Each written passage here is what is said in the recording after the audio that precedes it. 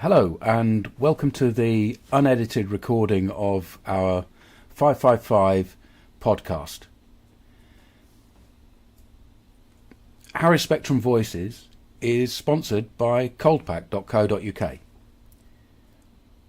If you use the website coldpack.co.uk either as a practitioner or as an end user, we receive a donation here at Autistic Radio.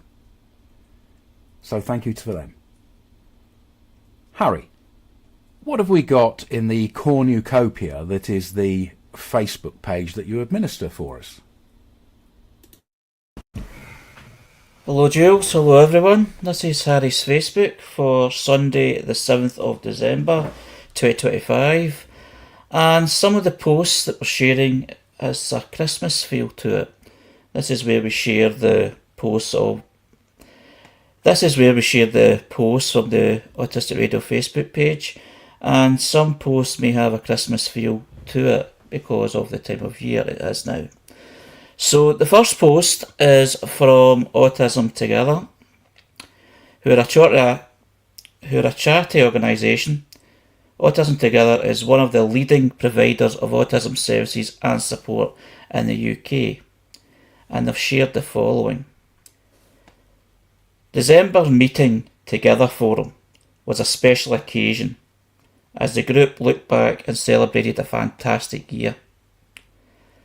As it was a Christmas special, there were 4 returning guests from 2025 welcome to the meeting. CEO Richard Whitby, Chair of Trustees Ian Cadman, Graphic Designer Anna Roberts, and Communications Officer Paul Baker. The meeting began with a roundup of everyone the group had met and everything they discussed over the past year, read aloud by Claire, Michael and Kenneth. Next, a surprise VIP flew in from the North Pole as Father Christmas himself dropped by with gifts galore for the forum members. There were selection boxes from Autism Together and special gifts from Dunhelm, Bromborough customers who had generously joined in with our gift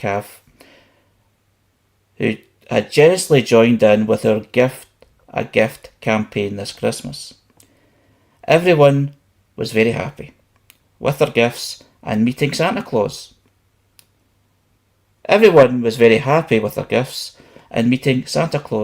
So we all sang Jingle Bells. Continuing the festive vibes, Julie and Alison put a lovely buffet of sandwiches, party food and cakes. The meeting was concluded with some ace karaoke. Congratulations to all the forum members for another fabulous year of co-production. Huge thanks to all this year's guests and to everyone for supporting the work of the forum throughout the year. Merry Christmas. And they've also shared pictures of the event. What's your thoughts? I don't know if you want to stay on camera for the whole of the show.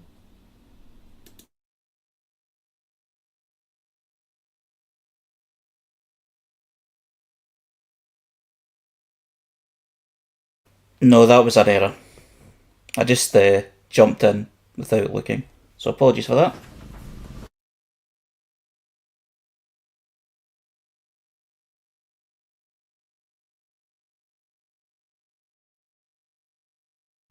The reason I shared the post was because it's December and I wanted to start with a Christmas feel before we get into kind of more serious stuff. And obviously a lot of kind of meetings and groups all have this sort of festive feel, particularly if they're only meeting once a month. So I just thought it was a great thing to share. And just to see people having fun and having a good time as well. I think you're right. It is a bit of fun, people having a good time, some stories about Father Christmas coming. It would be interesting in future posts if Autism Together might have the people who are enjoying it say what they're enjoying in their own words. I think that might be something that we'd all be interested in.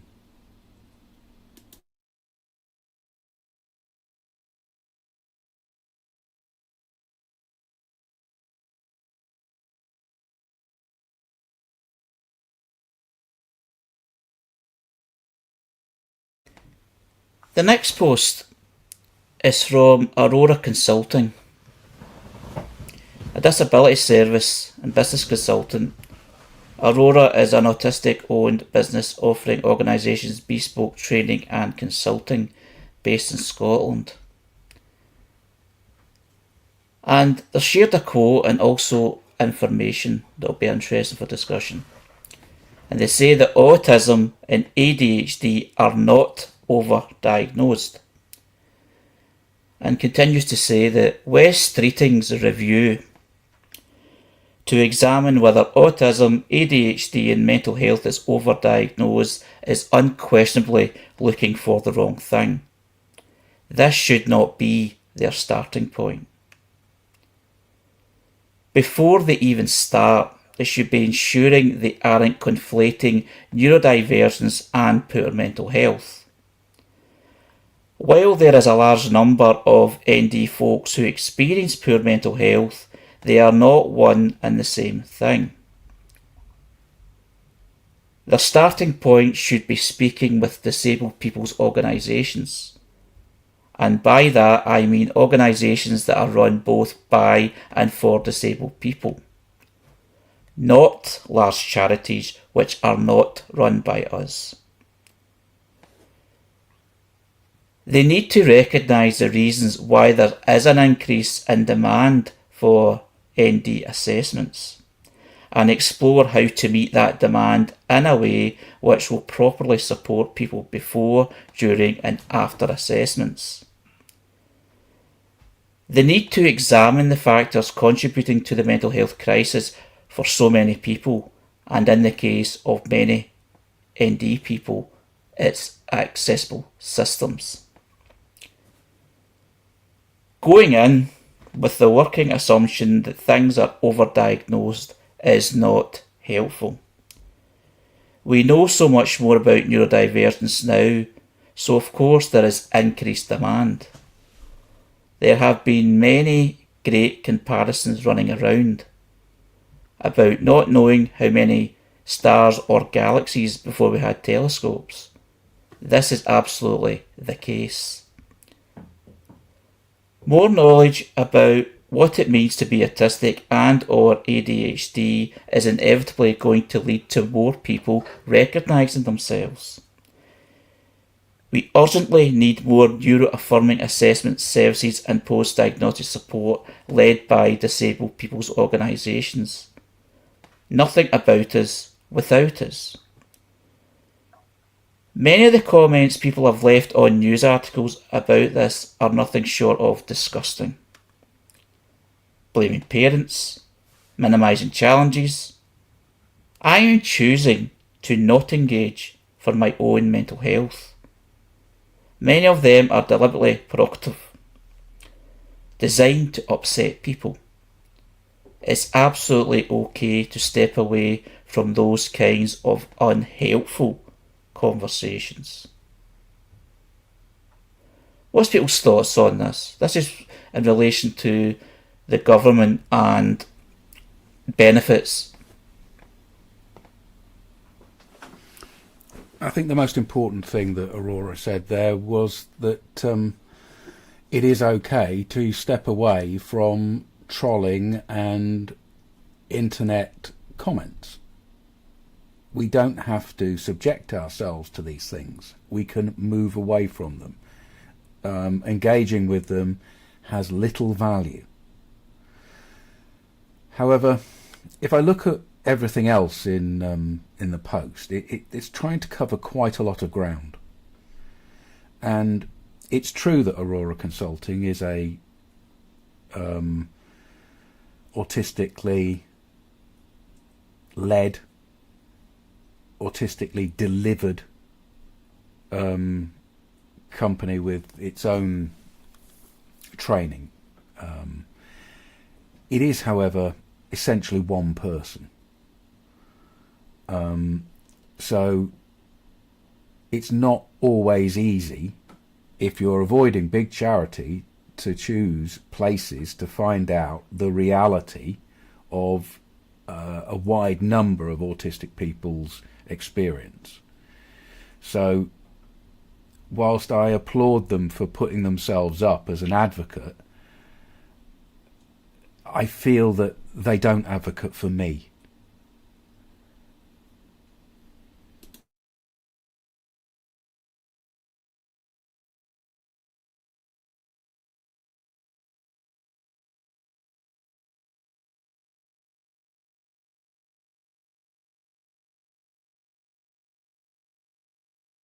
Yeah, I can understand that. You know, there's this viewpoint, especially if it's one person. And even if it's just not one person, if it's one organisation, one group of people, it's still very limiting. But the thing that frustrates me about the whole thing is they're making out that people are trying to find easy solutions to get support or just to get money, basically. Like, that's certainly how the mainstream media are trying to push it. Now, don't get me wrong, I'm not a big person that follows mainstream media in the main or a regular basis, but it always ends up hitting you somewhere if you're online somewhere, because there's a discussion on it and there's different views on it, and there's very provocative views, as it said in the post, of talking about the lazy society that we've become and making excuses not to do anything and do things so-called normally. And this review, and I've got to admit, it sounds typical and it sounds obvious it's something we're going to do, considering because of the diagnosis and recognition of autism and ADHD and all the new diverse stuff and the way that society looks upon it, and because money's involved, that they were always going to review it in some way, and it was always going to be some way that was going to be damaging at a human level. I think we need to look ahead, though, Harry. If there's a review that looks into something that we believe is a kind of false idea, there's a good chance that they're going to come back after the review and realise, hell no, there isn't an overdiagnosis of autism. There's an underdiagnosis of autism. There's a gatekeeping of diagnoses of ADHD in different parts of our countries here. You have either a 5-year waiting list for an assessment or potentially a 6-month waiting list. In some areas you can go to a private area. It's a whole mess out there. So essentially this is going to fix itself. And getting bent out of shape and not looking like the kind of organisations that can have a conversation with doesn't do us any good as a population, as an autistic population. We need less protest, more cooperation, more open conversations on an eye level. If Aurora Consulting is asking for that, I'm absolutely behind them. And I'm behind the concepts. It's the methods that are an issue for me.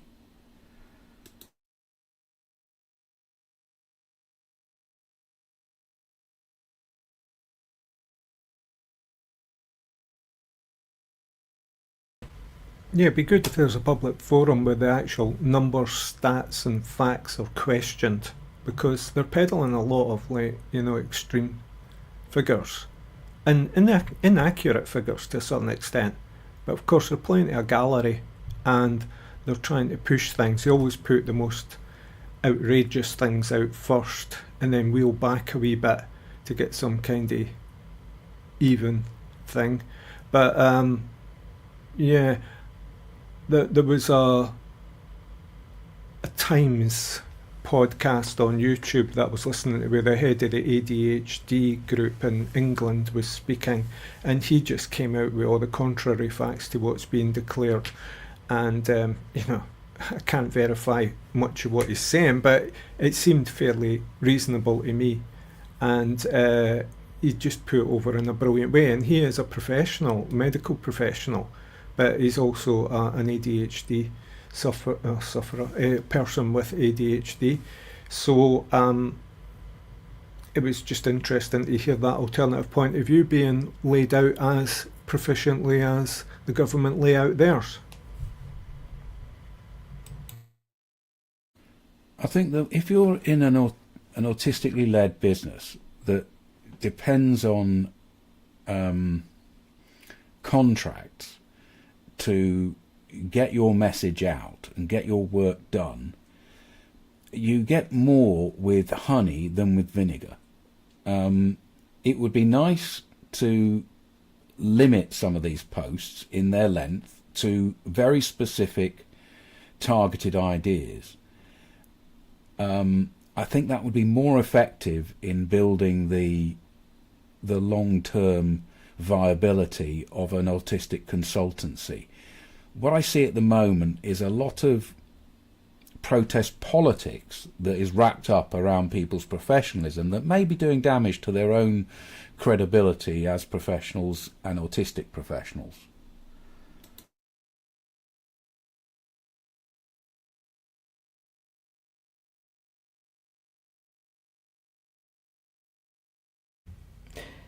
What this does is starts a conversation, and from the points that I've made already, when something comes out that it just hits you in the heart, or it either disgusts you or inspires you. If it's something negative, it obviously offends you and it hits you hard. The first thing you do is you fight back and you come out with noise that's a reaction, that you're angry, and it's like, what's going on here? What are they trying to do? Because the way some things are worded, especially if it's shared in the media or it's shared by someone who has a certain view on it, and it's like hard hitting because that's the way it's meant to be constructed. But what it has done is created a conversation or started a conversation, and then it's time to reflect, think, and look how this can be progressed forward. It's not. There's always a concern because of the way things seem to be, or things that we're worrying, or some of us are worrying about is going to happen. It's always like the total negative. It's like the stuff of nightmares that's going to happen to autistic people, to neurodivergent people. It's like all the work of getting fairness into it, and the more progressive thinking is going to be reversed. It's going to be reverted back the way. But what it could also do is it could help bring things forward as well. And it's just trying to get that mindset and getting that right structure as well. Because as you say, Jules, even though there's time for protest, just protesting doesn't get you anywhere. You've got to sit, negotiate, talk, and make sure you get the right information and discuss on how to take things forward. Hopefully there's an opportunity for that. Well, look, just before the 444 drop-in today, we were in discussion with a renegade member of one of the big charities, and they were actually coming to us to say that they wanted an open conversation and that they wanted us to remain as an independent and separate organisation because that is where our value is. I was surprised to hear that from a large charity, because normally the idea is that they control everything and they take over the whole thing. But this person early on in the conversation recognises that it's the independence of us and the multiple thoughts that come from a whole group of us that have value.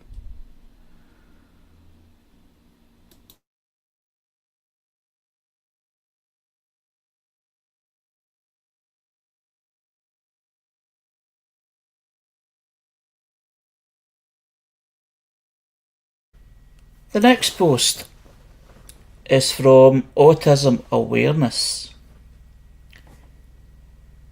which is a health and wellness website page, Health Beauty Community Centre, and they're raising autism awareness, celebrating your diversity and spreading understanding every day.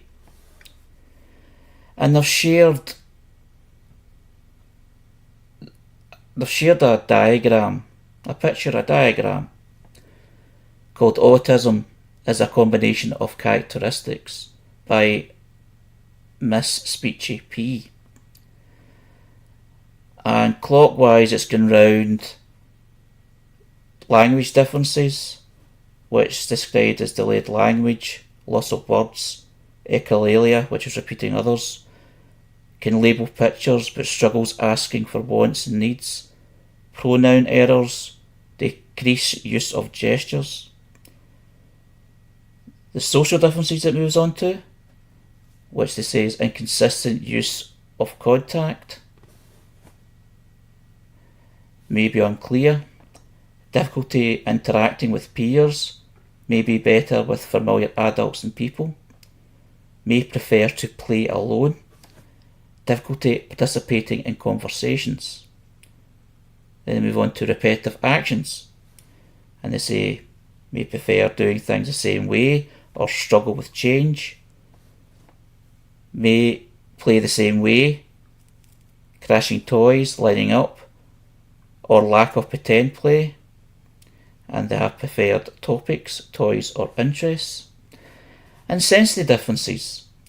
A selective eater may be sensitive to loud sounds or large crowds, may dislike hair washing and cutting, nail trimming, may enjoy crashing into things, squeezing, and hand flapping and jumping.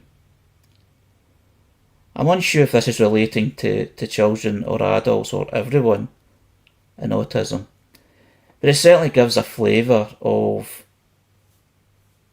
descriptions that are made to try and get understanding of what autism is all about, but it may read in a way that sounds a bit, not offensive, but sounds a bit too patronising. But that's only from my point of view. What's people's thoughts?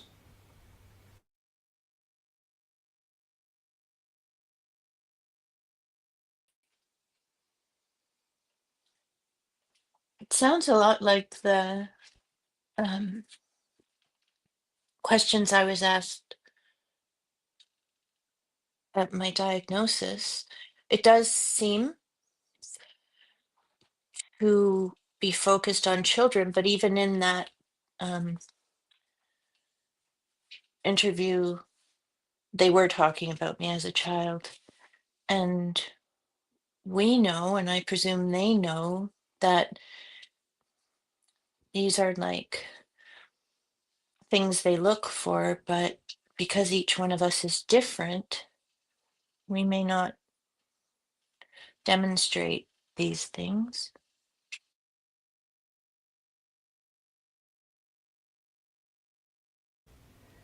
What Robbie says in the text, and that's the word I was looking for but couldn't get, it says this seems to focus on deficits and the word stereotypes. And that's what it does read out to me, it's the stereotypes. But then again, they need to start somewhere. And it also depends on who is actually giving out the information. Is it a parent with an experience of autistic child or children who's trying to send this information out to help? Is it an autistic professional? Or is it someone who's actually autistic and has that mindset? It's just it just depends who shares the information, but it does seem stereotypical, even though you can see it's trying to be helpful.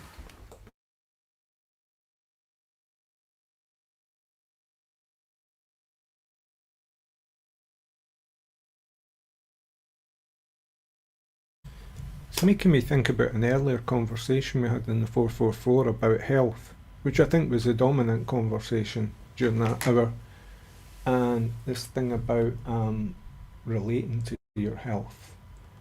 And of course, the previous post is about, the questioning of overdiagnosis. And so I have to ask, because I ask myself this, how do I relate to my diagnosis? What was that all about? And I think for each of us in our individual ways, it comes to us for different reasons. It's part of a process or a story we're in, where we may have had stress or a mental health issue or a social issue or some lifestyle issue, and it leads us down a path where diagnosis is part of treatment, say, or a relationship with the health services or mental health services. So we're part of this process, this story, and these descriptions, I think, come from professionally created guidance which helps the professionals diagnose from, say, psychology or psychiatric learning. So it's about that relationship with diagnosis, I think.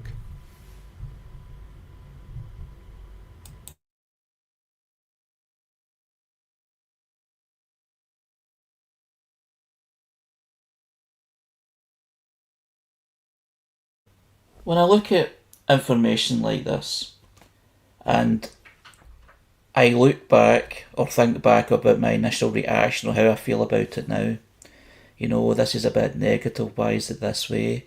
But then thinking back to 10, 20 years ago and how I felt my own autism was to me, and at that time it did feel like a deficit. And I would have lauded this information. This is fantastic. This makes sense because of the way I felt at the time. But because I've moved on to a more positive mindset, because I'm been quite successful in life, I've got through life, I feel it's more of identity more than a condition. It's a different way of being rather than being ill or disabled. So it's funny how when I read this out and then I'm going, I'm thinking you get time to think about it while we're talking about it, and at first it seems a bit, it's pushing the wrong buttons, but then at one time it would have pushed all the right ones. It just depends who reads it as well as who sets it up and who writes it. I agree with you, Harry. It's kind of like being heard and seen, but reflecting on what Robbie was saying about the deficits, if you look at something, say, like, that fourth one, sensory differences, selective eater, so what is going on there? Have we got to correct someone's eating? Maybe may dislike hair washing, so we've got to make this person like having their hair washed in a certain way. You look at all these things and you think, well, what is being proposed behaviourally? Is it some kind of conversion or some kind of, or I don't know what it's opening up really these days in my mind regarding identity or behaviour.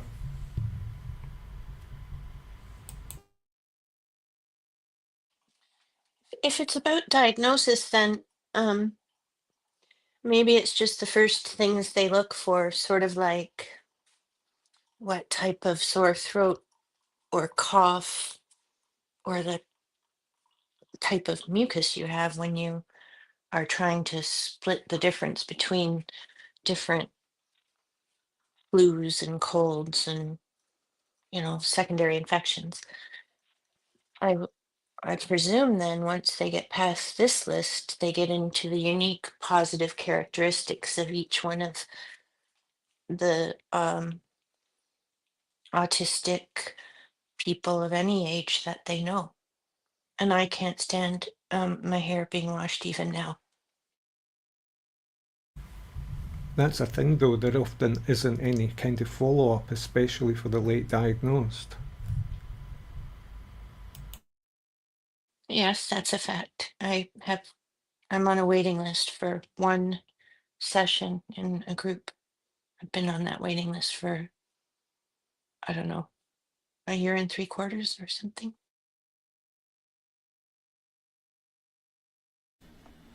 Yeah, Teresa, and look at what happened to you here. You joined the group in your own way, in your own time, and you've taken more and more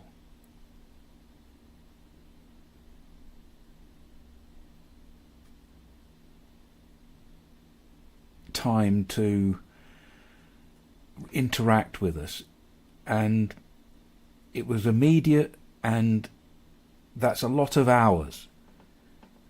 And in your home country, you're going to get a one session with a simple explanation.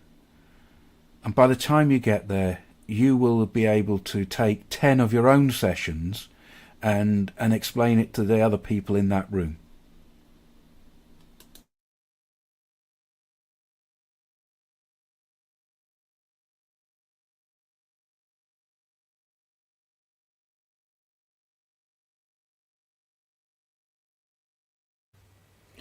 What Robbie shares in the text, he says the problem that it starts with is it treats you as broken. So that's the starting point of the description and information that it's sharing, and that's why the language is so negative. So even though what I've said earlier on, it's about perception and how you feel about it at the time. At one time it would have been good, right now it feels a bit insulting. But as a good point from what Robbie's saying, it's starting out as autism is a problem to be fixed. Even just looking at that phrase, difficulty participating in conversations.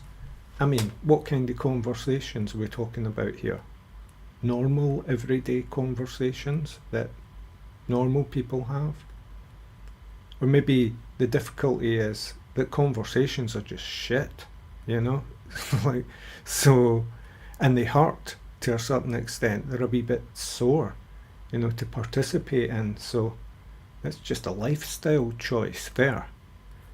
I'm just thinking about some of these phrases from the point of view of what Robbie was putting in there about, if it treats you as broken, well then what are we looking for? We're looking to be just seen as not broken but something else, if seen at all, like different, maybe different in a positive way. Yeah. Well, I never even wondered whether I had it, even though I was aware of what it was. And I, so just as you said already, some life event happens and it's drawn to your attention, and then you go and you get tested. Even in the testing, which takes a while, it's like a few different sessions. And when the psychologist told me, and I was at a very good large hospital in a specialized large department, when she said, she was saying what all these groups were that I had no idea you could only go once. And she said, and if you were autistic, you would go to this one. And I said, so I guess I can't go to that one. And she looked at me like, oh, gosh. But she could have been clearer. She could have just said what she was saying. But anyway, I was sort of shocked. But when I got out of the building, I phoned my daughter, and my children are neurodivergent in different ways. And she just said, ah, that's what it is. Do you feel relieved?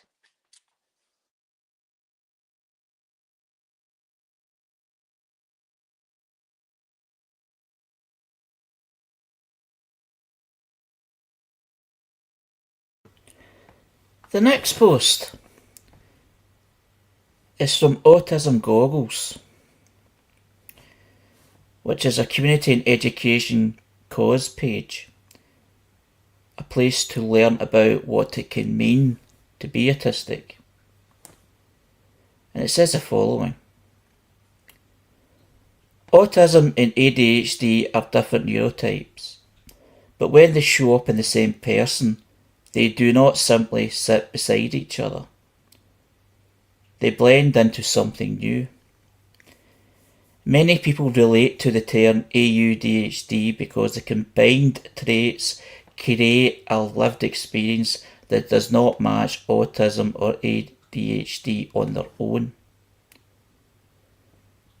Communication is one example. Autistic communication is direct and detailed. ADHD communication is fast and spontaneous. Together, They create a style that moves between deep focus and rapid shifts in ideas. Executive functioning also changes. Autism leans on structure. ADHD struggles to maintain structure. When you live with both, you can crave routine and still find it difficult to follow.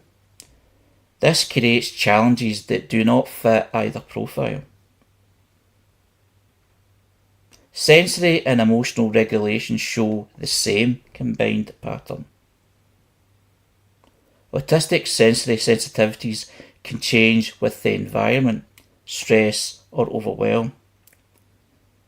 ADHD often brings fluctuating sensory seeking and distractibility. Autistic emotions can build slowly and be a challenge to identify. ADHD emotions can shift quickly and hit suddenly. When both are present, regulation becomes more complex and requires different support than either neurotype alone. Here is the question to think about. Is AUDHD a distinct neurotype? Many people would say yes because the blended traits create a different way of thinking, feeling, and moving through the world. Understanding AUDHD from the beginning can help you understand yourself with greater clarity and compassion. What's people's thoughts on this?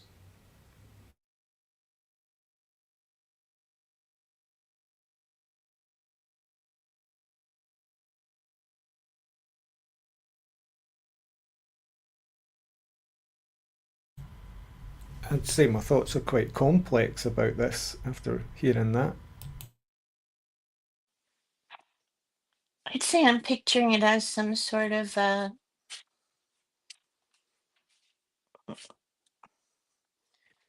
this diagram with little dots, almost like a physics chart. You could say that each one of us is different anyway, and then every once in a while it'll cluster up into something that is a you, whatever. Can't remember, the new thing they're talking about. And maybe those people have slightly more in common.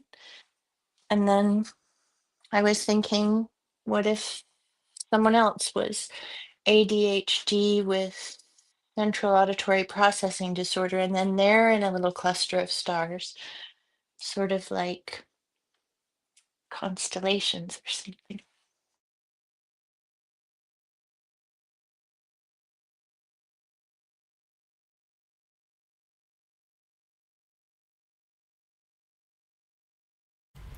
Is it okay to say I'm just me? Then again, I'm thinking about that country and western song now. I've never been to me.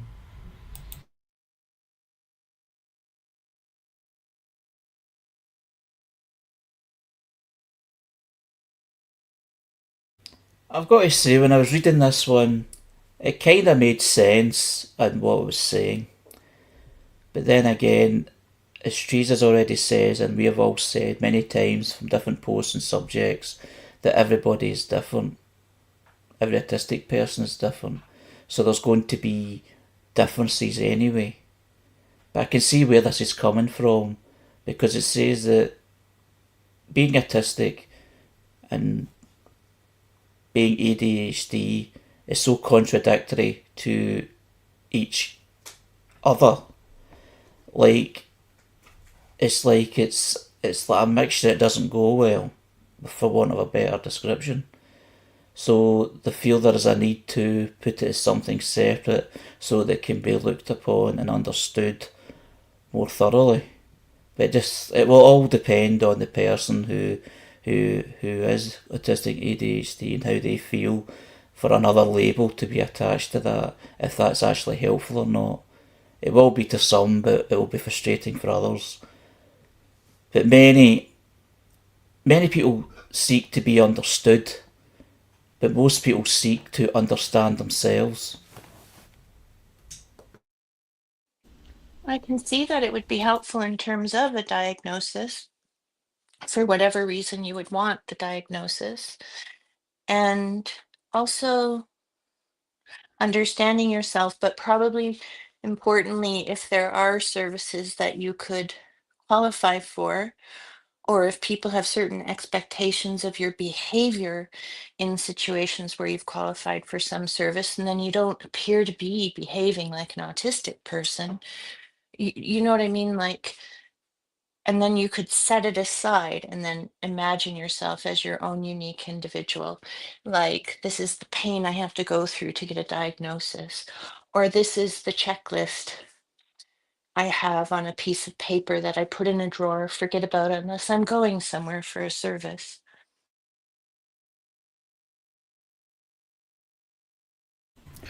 I think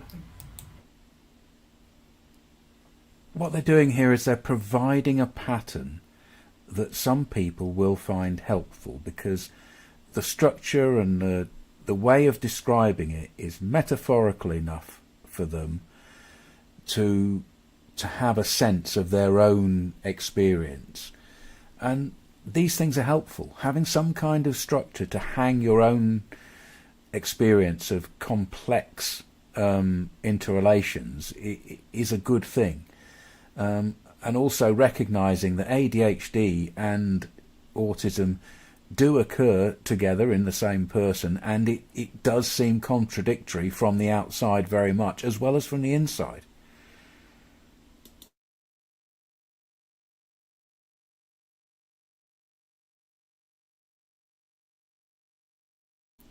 I think what Robbie has put there is very important.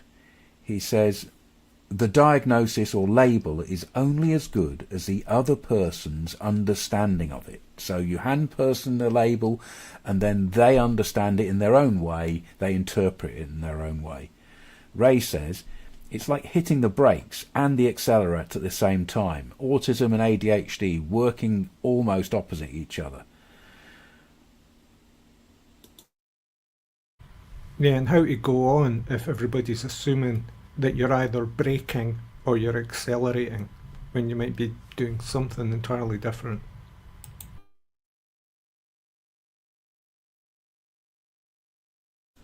I just don't want people to go away with the idea that they have to fit themselves within anybody's framework.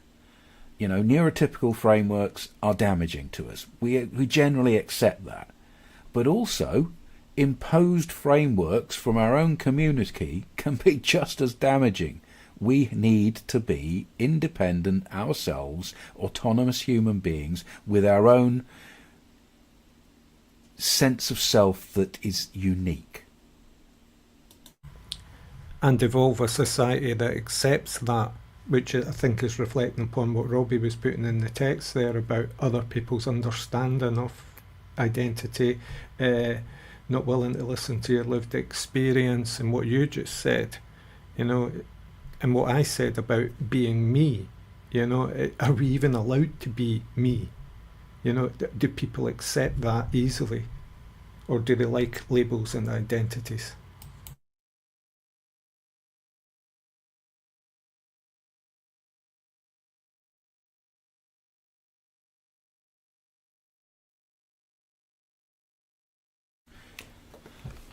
I think generally when we think about autism, we have to think about two things: self-esteem, shame, and the third thing of the two things is possibly trauma. You know, what has hit us in the past that makes us keep patterns that are unhelpful to us now? What shame is it that we're carrying that we can let go of and release ourselves from?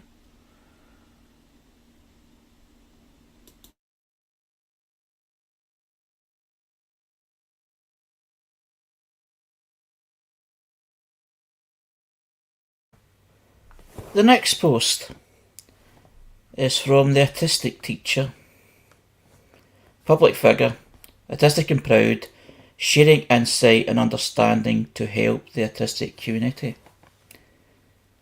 And they shared a presentation called Autism in Animals.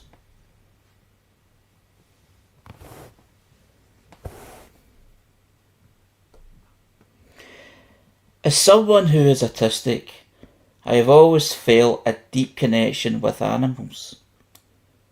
It wasn't until recently that I discovered the scientific research behind this unique bond and how it ties into my neurodiversity. However, this does not mean that every autistic person feels this way. We are all very different. And it moves on to things like companionship, hyper empathy,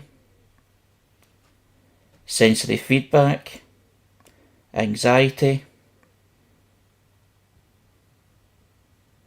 interest and hyper focus, and scientific evidence, if there is any. And the stereotype that goes towards autistic people relating to animals. Without getting into the full details of the long presentations, what's people's thoughts on what's been shared?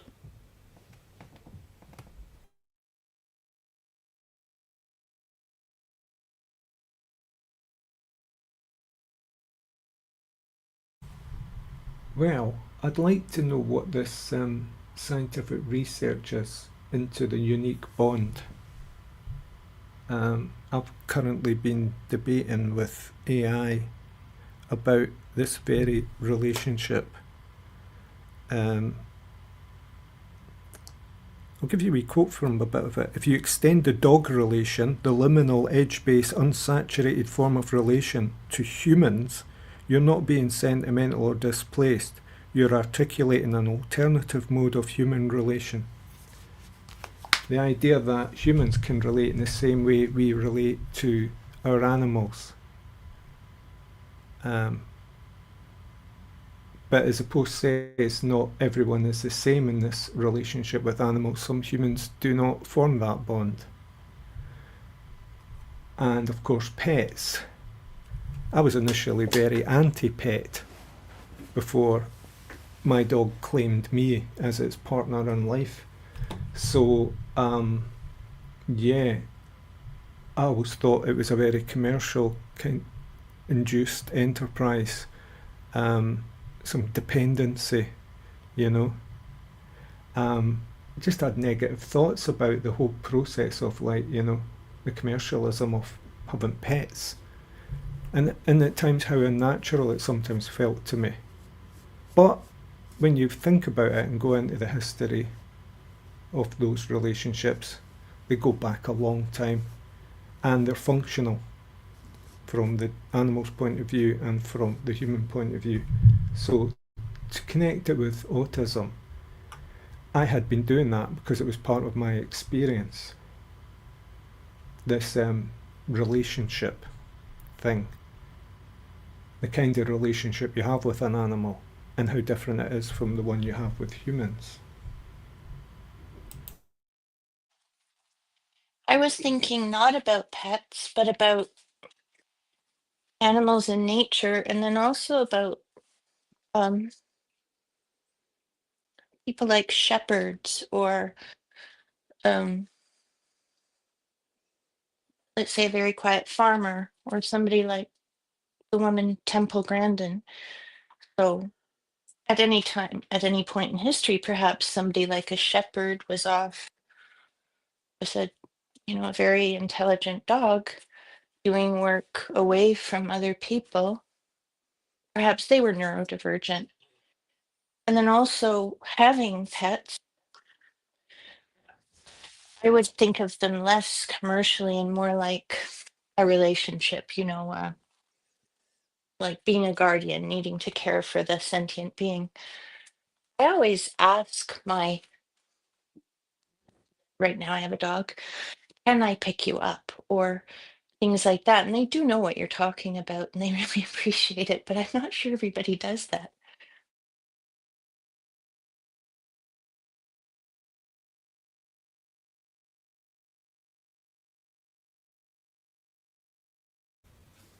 Yeah, Temple Grandin. I've not looked too much into her recently, but anytime the autistic relationship with animals, as you say, not just pets, but animals, you know, altogether. It's it's more easy. That stereotype, that certainly that version of what the autistic person is, finds it more easier to bond with animals, even speak to animals, to be around the presence of animals, and a lot of them will be pets because of the comfort and reducing anxiety, etc. And I have heard of that a lot, and I've actually read a few different posts, and we've discussed different posts around this. And there even is a charity in the UK that's dogs, assistance dogs for people who are autistic. And it's a big thing, it's a very common, well used charity, an appreciated charity that people use. And there's a lot of different stories of how beneficial these dogs have been to many people who feel, when they're feeling anxious, they feel that the dog or the dog is actually trained in some way to help if someone's feeling anxious or not feeling great, and feeling calmed down by the dog itself without much being done or said. It's just the presence. Even the dog coming up and just cuddling in with you, or just kind of, next to your leg or whatever, and you're clapping the dog and you're feeling anxious. I can understand how that can be so beneficial. And that's without me ever having my own dog or any pet, or being that really interested in animals. But I do relate to what this post and what this topic is all about. I can understand why people do have interest and are attached to that.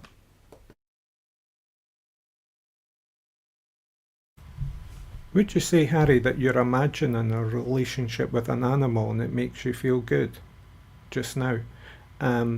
So that's a need within you. Not you specifically, but any person who doesn't have a pet or animal but imagines what they think having an animal would be like. Because very often that's the reason people get pets and sometimes don't, keep at it, unfortunately. Because they have this imaginary idea of what it's like to relate to a pet or an animal. But I think it's a latent need in people to have that soothing kind of comfort. That love is a big word, but love is present here, I think. Whatever love is. But I think it's that, that kind of comforting relation.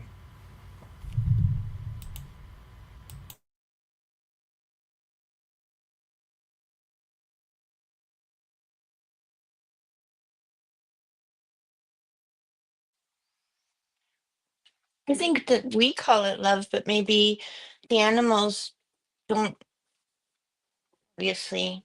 Well, some animals do. They know that they understand a very large vocabulary and even ideas like dreaming or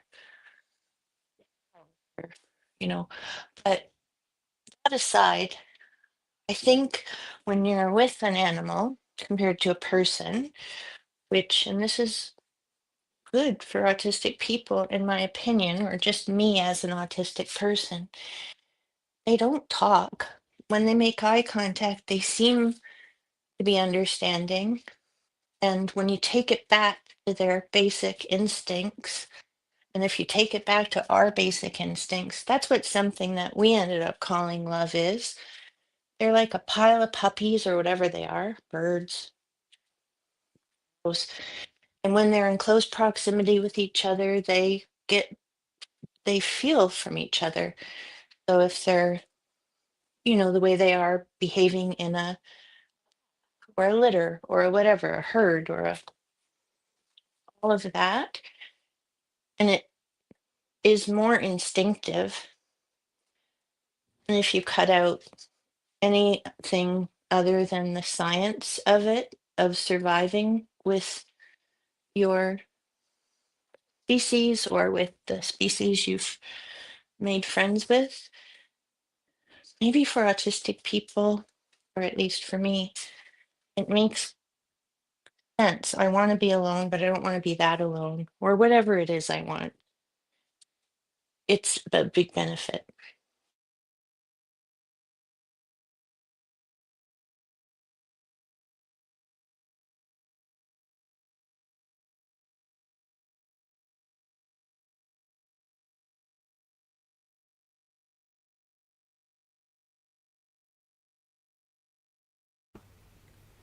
Yeah, I mean, even though that I don't have any pets, I can relate to a lot what's been said, because people having pets and feeling they have a relationship with pets or animals, let's just say not just pets but animals all round, it's like, I would say a universal thing, but it's more wide than just autism.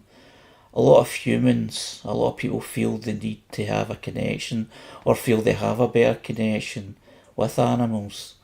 And I think, from what I've seen, the words being used or the language being used is the lack of judgment that you get. It's like you're not being judged as a person, you're just a person that's there, it's caring and has a relationship. And it's like getting away from, see, this kind of social cues and communication that autistic people struggle with, but other people out with that also struggle with sometime in their life. It's like it's getting away from that, and it's like a basic level. And if you're caring enough, that's enough towards an animal. Even if you're just passing by and feeding like a horse going by in a field, and it's just those moments. It's just so sweet and it's so beneficial to both yourself and the animal. It's like, you know, I'm kind of waffling a bit here, but I'm just kind of thinking out loud of how I understand, or how I think from my perspective, understand that relationship, that's deeper, when it comes to like people work in farms, etc., as well as people have pets at home.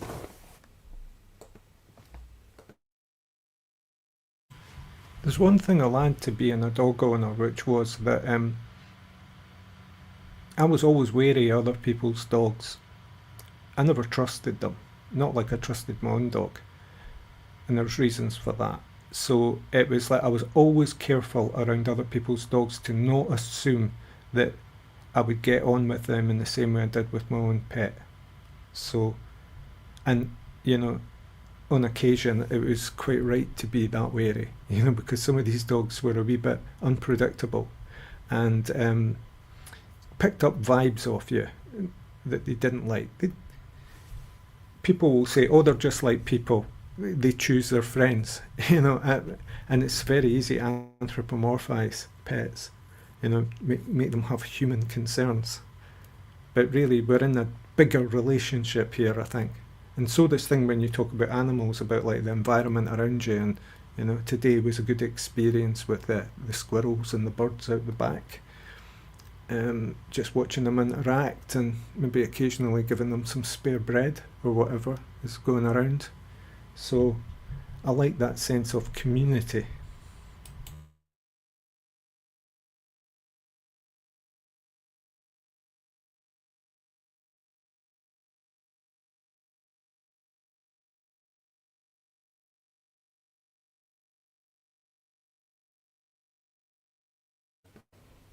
Well, that was a great discussion tonight. That will be our final post for the evening.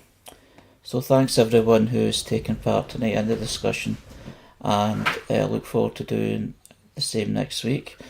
This is Harry's Facebook for Sunday the 7th of December 2025, which is part of Spectrum Voices Conversation, broadcast every Sunday 5:55pm to 7pm UK time. And I thank, of course, especially for the people that have shared these posts, that have generated these topics and discussions. So thank you again, and I'll hand over to Jules. I think we'll just leave it so that you've made the thank you and goodbye, Harry, and I think we'll do that from now on. If you just make the thank you and goodbye, and we'll leave it at that.